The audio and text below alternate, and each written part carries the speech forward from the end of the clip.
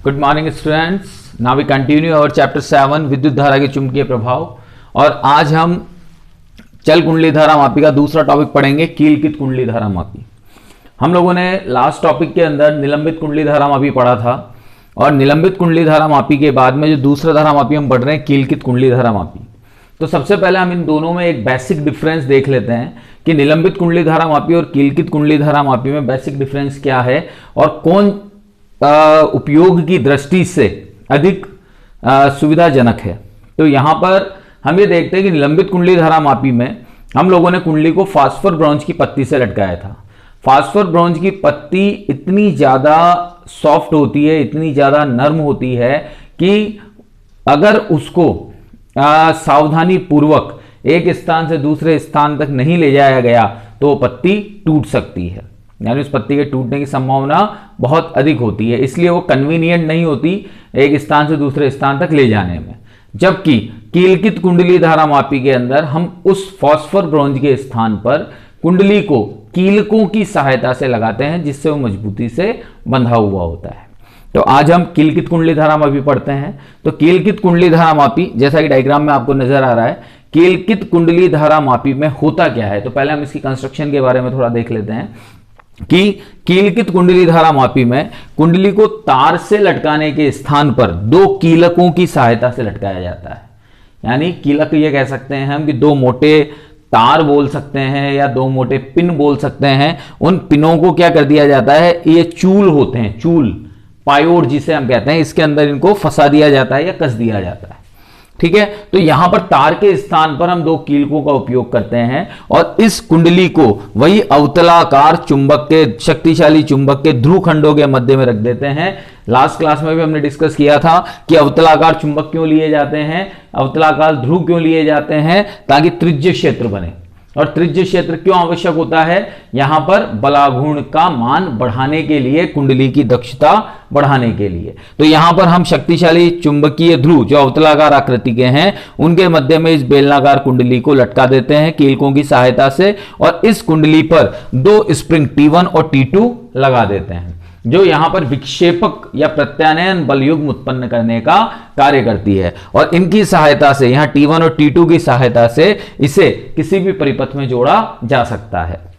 अब यहां पर हम देख रहे हैं कि यहां जो क्रोड होती है यह नर्म लोहे की बनाई जाती है। कल भी मैंने इसका रीजन बताया था कि नर्म लोहे की क्रोड लेने का रीजन यह होता है कि इसकी चुंबकीय पारगम्यता अधिक होती है। और इस नर्म लोहे की क्रोड को एक आयताकार फ्रेम जो एल्यूमिनियम का बना हुआ होता है और उसको तांबे की कुंडलियों द्वारा लपेट कर बनाया जाता है, के मध्य में बिना स्पर्श किए रख दिया जाता है। अब जैसे ही हम कुंडली में धारा प्रवाहित करेंगे, कुंडली में धारा प्रवाहित करते बलाघूर्ण लगेगा, बलाघूर्ण लगने से कुंडली में घूर्णन उत्पन्न होगा। तो उस घूर्णन का विक्षेप ज्ञात करने के लिए यहां पर इस कुंडली के साथ में एक एल्यूमिनियम का संकेतक लगा हुआ होता है, जो इस स्केल पर घूमता है और अपने पाठ्यांक को बताता है। दैट मीन्स यहां पर जब आप धारा प्रवाह करेंगे तो धारा प्रवाह करने से कुंडली में जो बलयुग्म उत्पन्न होगा उस बलयुग्म का मान एल्यूमिनियम के संकेतक की सहायता से हम ज्ञात कर सकते हैं। और यहां जो ये स्केल है इसके मध्य में क्या होता है, शून्य होता है। अब यह हम ये कहते हैं कि अगर दक्षता के हिसाब से बात करें तो दक्षता के हिसाब से निलंबित कुंडली धारा मापी इससे ज्यादा बेटर है, इससे ज्यादा अच्छी है। लेकिन उसका ड्रॉबैक मैंने आपको बता दिया कि उसमें फास्फोर ब्रोंज की पत्ती होती है, अतः उसके उपयोग में बहुत अधिक सावधानी बरतनी पड़ती है, जबकि इसके उपयोग में ऐसी कोई सावधानी की जरूरत नहीं पड़ती। इसी कारण से इसे हम वेस्टर्न धारा मापी भी कहते हैं और लैबोरेटरीज में सामान्यतः इसी धारा मापी का उपयोग किया जाता है। ठीक है, तो यह आपका कीलकित कुंडली धारा मापी का एक कंस्ट्रक्शन कंप्लीट हुआ। और अब यहां पर हम ये कहते हैं कि मान लीजिए एक एलिमेंट और होता है जिसे हम नाम देते हैं शंट।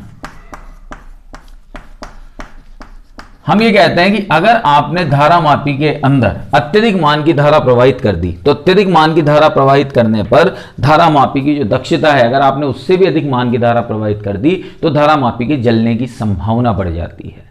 पहली चीज तो धारामापी जल जाएगा क्योंकि उसकी कैपेसिटी से ज्यादा आपने करंट वहां पर फ्लो कर दिया। दूसरी चीज, जब आप ज्यादा धारा प्रवाहित करेंगे तो यहां पर बलयुग्म ज्यादा लगेगा, बलयुग्म ज्यादा लगेगा तो ये एल्यूमिनियम का संकेतक तेजी से अपने परास से बाहर जाएगा। मतलब ये स्केल जो 30 तक है, इससे यहां पर कौन लगे हुए होते हैं, यहां पर इस इंस्ट्रूमेंट की 2 प्लेट्स लगी हुई होती हैं, तो ये बार बार जाकर इन प्लेट्स से टकराएगा।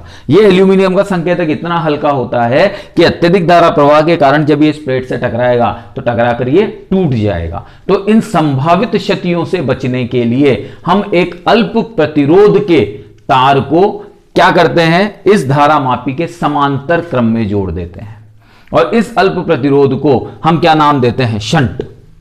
ठीक है, तो अब ये शंट किस तरह से काम करता है ये हम देखते हैं यहां पे।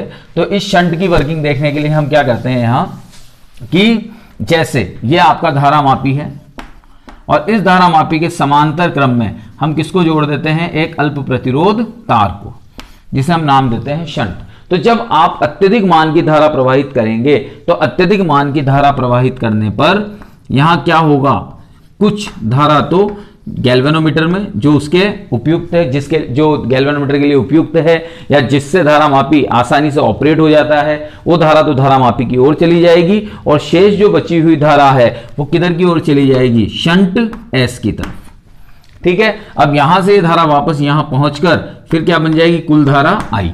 तो दैट मीन शंट का उपयोग किस लिए किया जा रहा है, शंट का उपयोग धारामापी को जलने से बचाने के लिए और संभावित क्षतियों से बचाने के लिए शंट का उपयोग किया जाता है। ठीक है, अब यहां पर हम ये कहते हैं कि शंट का जब हम प्रयोग करते हैं तो अधिकांश धारा जो है वो शंट से होकर गुजर जाती है।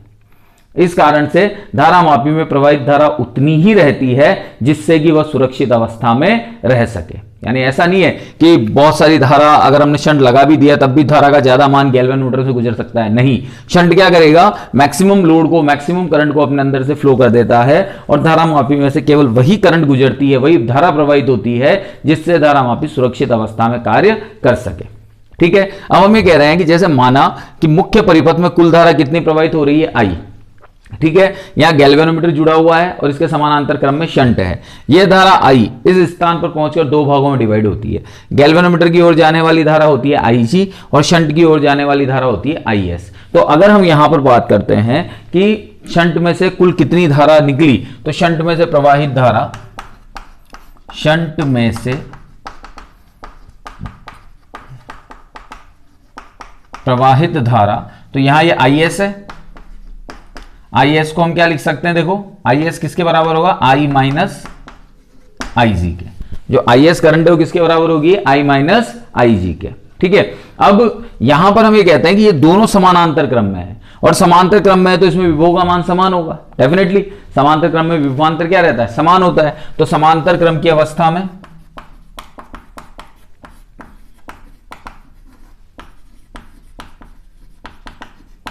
क्या हो जाएगा, I G into G equals to I S into S.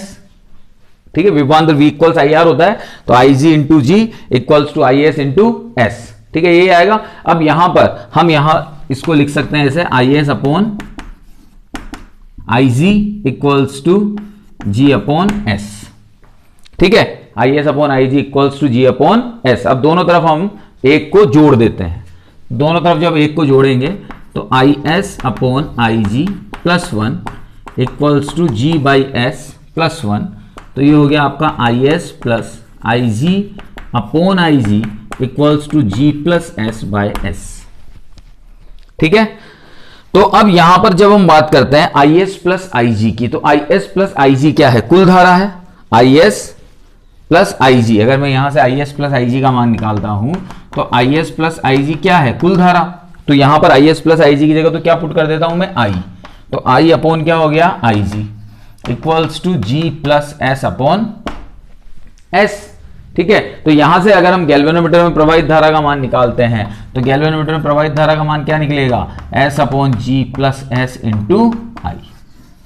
तो इस फॉर्मूले की सहायता से हम धारामापी में प्रवाहित धारा का मान निकाल सकते हैं। ठीक है, तो यह टॉपिक था आपका कीलकित कुंडली धारामापी और साथ में था शंट, जिसकी सहायता से धारामापी को हम एक प्रॉपर अवस्था में वर्क करवा सकते हैं। अब एक जो नेक्स्ट टॉपिक हम लोग स्टार्ट करेंगे वो है कि धारामापी का उपयोग क्या है। मैंने पहले ही बताया था कि धारा की दिशा को मापना, धारा की दिशा को ज्ञात करना, उसका संसूचन करना धारा मापी का उपयोग है। लेकिन हम धारा मापी को अमीटर और वोल्ट मीटर में भी रूपांतरित कर सकते हैं। तो कैसे करेंगे तो अब हम नेक्स्ट वीडियो में देखते हैं। Okay, thank you.